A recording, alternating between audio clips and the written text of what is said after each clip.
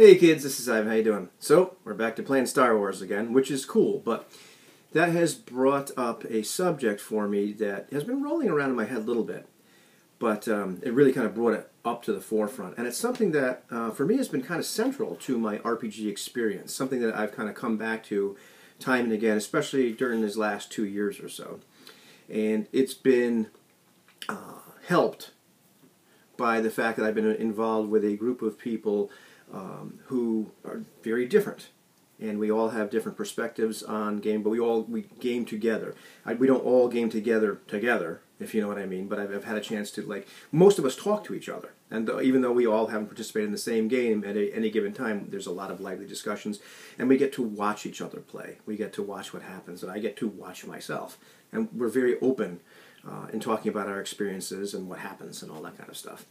So anyhow, part of what we're experiencing once again in Star Wars is learning how these narrative dice work, and particularly how to interpret the value of one advantage versus two advantages versus three advantages versus a triumph or threats and all these things. And there is a lot of guidance given in the book, but there is a certain point where one has to kind of internalize this information and figure out where your zone of control is, or how much do you narrate. And this is really kind of the focus of what I wanted to talk about.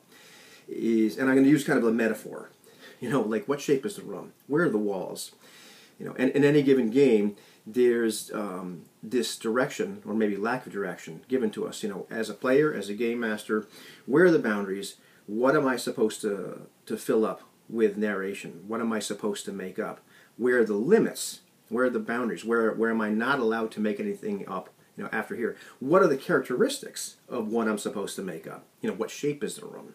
Not only just what size, but what shape? What does it look like? You know, and it's not the most perfect metaphor, but it's a metaphor, and it's the one I was thinking about, so it's the one we're going to talk about, because it's my channel, for crying out loud. So, you know, in the games that I grew up playing, there wasn't a heck of a lot of direction. There was some, but for the most part, my experience was that there was an awful lot of stuff that you were allowed to and called upon to make up. Now, as a game master, it was an awful lot. And I know some of this is also culture of play, but it pretty much, I got really good at making stuff up. There weren't a heck of a lot of rules or guidelines. In fact, the word guidance kept on coming up, which is why I stumbled. Do I say guidance or guidelines? So there wasn't a lot of guidance. There was some. So I got very good at making stuff up, not just, you know, in the fiction, you know, but also when I came to a point where there was no sort of resolution mechanic. The rules were silent. I became really, really good at figuring out what to do there, and had a lot of practice. And I have a lot of friends who also had a lot of practice, and we're going to get back to that. We're going to talk about Eloy and I playing Star Wars, even though this isn't a Star Wars video. It's just kind of what brought it up. Although you can see my daughter's blaster, I think Heavy Carbine, I bought that for her, man, years ago when they re-released the movies, and now I get to use it playing 1v4N. But it's not about Star Wars. But I got good at that, and as a player, at least in our culture of play, I got used to the idea that my locus of control was that I narrated what my character did, what they thought, what they felt, what they said, and I was okay with that. I didn't, you know, the room was a particular size, and I knew what I was supposed to narrate. I could narrate a lot of actions because the game was silent on a lot of things.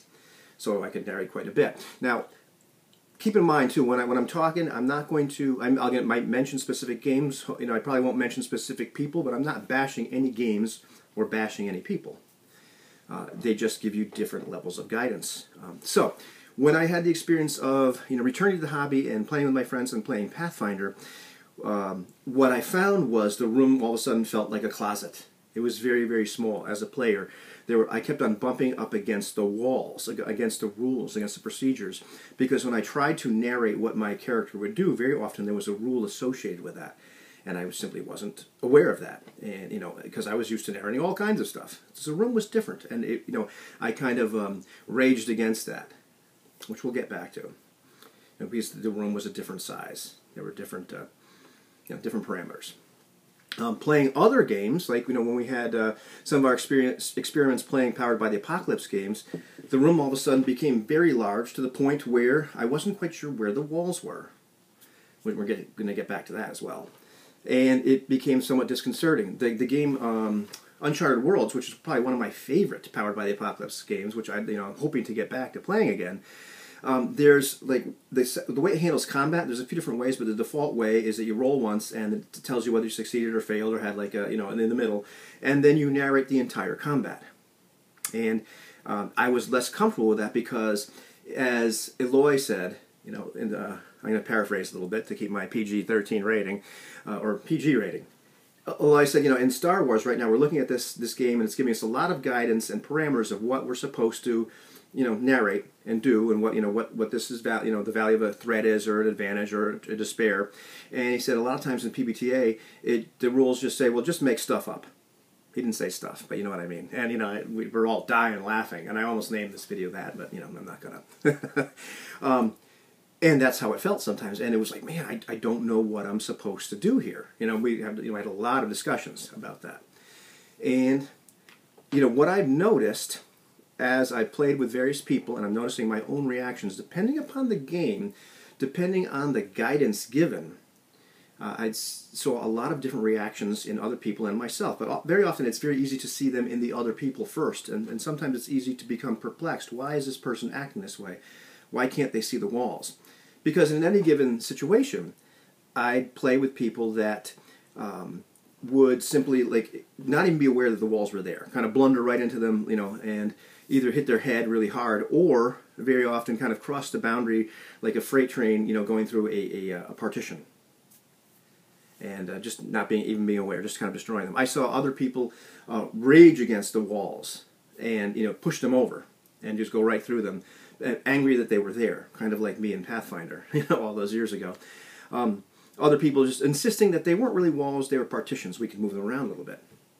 However, I have witnessed other people be very comfortable. They know exactly the shape of the room, the size of the room. They fill it up with description, whatever they're supposed to do. They make up the appropriate stuff, so to speak. I've seen some disagreements about what shape and size the room is, but also I've seen people act as if the entire room is full of fog. They cannot find the walls. They're not sure where they are, and they're very, very disoriented, disconcerted, not sure what to do, almost freeze up. Sometimes acting as if they're on this giant plane, and you're insisting, well, there's walls there, just fill up this space, and they're looking, well, what are you talking about? I can't even see the walls. Both those metaphors kind of apply to the same sort of thing. And in particular, that point where the guidance is either lacking or you just don't understand the guidance. I remember it's got to be an apocryphal story, because I've heard it a few different ways, and sometimes you hear it as the guy's a prisoner of war, and sometimes it's a tiger that's been in a cage for years and years and years. But the idea is that this cell or this cage is only so big, and the guy or the tiger or whatever, however else the story goes, walks about 5 steps and then turns around and walks another 5 steps. And they've been doing that for years because that's where they lived. And they get freed, and they're in a big field or in a city, because it's an apocryphal story, and they take 5 steps and they freeze because they don't know what to do. And it's almost as if they want to go back to the safety of that cell or that cage because they understood their role there. They understood what they were supposed to do. And not the best metaphor to fit inside a metaphor, but it works for me. The thing that's been true for me is that I can look at other people do that, have those experiences, but depending upon the game, depending upon the guidance, depending on my experience level or whatever, I've been every single one of those guys. And so finding out in a specific game, where the walls are, what am I supposed to do? What shape is this room? How am I going to fill this space that I've been called upon to fill? That can be really, really daunting, and that's been an important part of, for me, my RPG experience, figuring things out. One of the because once again, I have my experience of what I was brought up doing, what I learned to do, and now all of a sudden trying to apply that experience, trying to apply that experience with one game to another game doesn't always work. While we played Star Wars, Eloy and I decided we're going to have a practice session, so he actually put it up on his new channel, the Ubramancer, the Shadow Reader. we were playing with CGA, but we decided, we need to get a better handle on some of these mechanics and what have you. So Eloy ended up running a solo session for me. So we, came up against the mechanics a bunch of times. We practiced how to, and looked a bunch of stuff up, which is great. But it was really, really funny and instructive, and made me think of this topic, because there were a few times when it would have been very easy for Eloy to simply say, you know what, I'm just going to make this up and we're going to hand wave this and go on.